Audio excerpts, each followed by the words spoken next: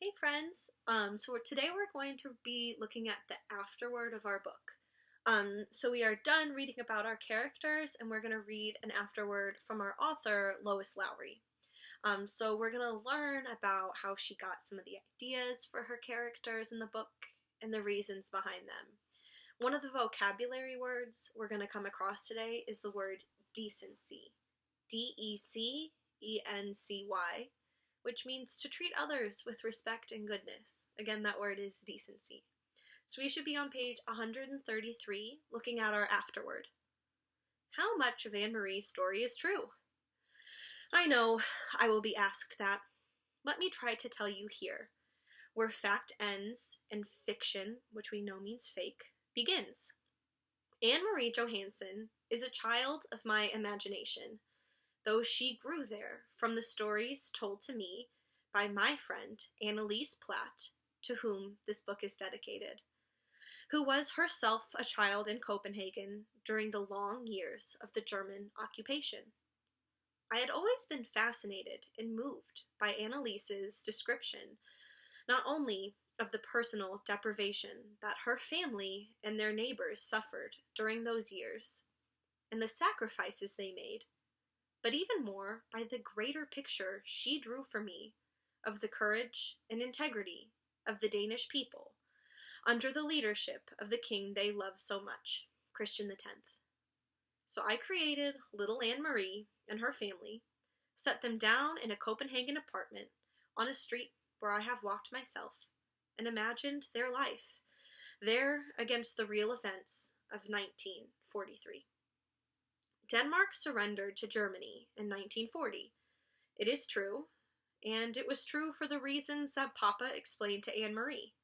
The country was small and undefended, with no army of any size. The people would have been destroyed had they tried to defend themselves against the huge German forces. So, surely, with great sorrow, King Christian surrendered, and overnight the soldiers moved in. From then on, for 5 years, they occupied the country. Visible on almost every street corner, always armed and spit-shined, they controlled the newspapers, the rail system, the government, schools, and hospitals, and the day-to-day existence of the Danish people. But they never controlled King Christian. It is true that he rode alone on his horse from the palace every morning, unguarded, and greeted his people. And though it seems so charming as to be a flight of author's fancy, the story that Papa told Anne-Marie of the soldier who asked the Danish teenager, "Who is that man?" that story is recorded in one of the documents that still remain from that time. It is true that in August of 1943, the Danes sank their own entire navy in the Copenhagen harbor as the Germans approached to take over the ships for their own use. My friend Annalise remembers it, and many who were children at the time would have been awakened, as little Kirsty was, by the explosions and the fiercely lightened sky as the ships burned. On the new year of the Jewish high holidays in 1943, those who gathered to worship at the synagogue in Copenhagen, as the fictional Rosens did, were warned by the rabbi that they were going to be taken and relocated by the Germans. The rabbi knew because a high German official told the Danish government, which passed the information along to the leaders of the Jewish community. The name of that German was G.F. Duckwitz, and I hope that even today, so many years later, there are flowers on his grave, because he was a man of compassion and courage. And so the Jews, all but a few who didn't believe the warning, fled the first raids. They fled into the arms of the Danes, who took them in, fed them, clothed them, hid them, and helped them along to safety in Sweden. In the weeks following the Jewish New Year, almost the entire Jewish population of Denmark, nearly 7,000 100,000 people, was smuggled across the sea to Sweden. The little hand-hemmed linen handkerchief that Anne-Marie carried to her uncle, surely something made up by an author who wanted to create a heroine out of a fictional little girl? No. The handkerchief as well is part of history. After the Nazis began to use police dogs to sniff out hidden passengers on the fishing boats, Swedish scientists worked swiftly to prevent such detection. They created a powerful powder composed of dried rabbit's blood and cocaine. The blood attracted the dogs, and when they sniffed it, the cocaine numbed their noses and destroyed, temporarily, their sense of smell. Almost every boat captain used such a permeated handkerchief, and many lives were saved by the device. The secret operations that saved the Jews were orchestrated by the Danish resistance, which, like all resistance movements, was composed mainly of the very young and very brave. Peter Nielsen, though he is fictional, represents those courageous and idealistic young people, so many of whom died at the hands of the enemy. In reading of the resistance leaders in Denmark, I came across an account of a young man named Kim Mouth Brun, who was eventually captured and executed by the Nazis when he was only 21 years old.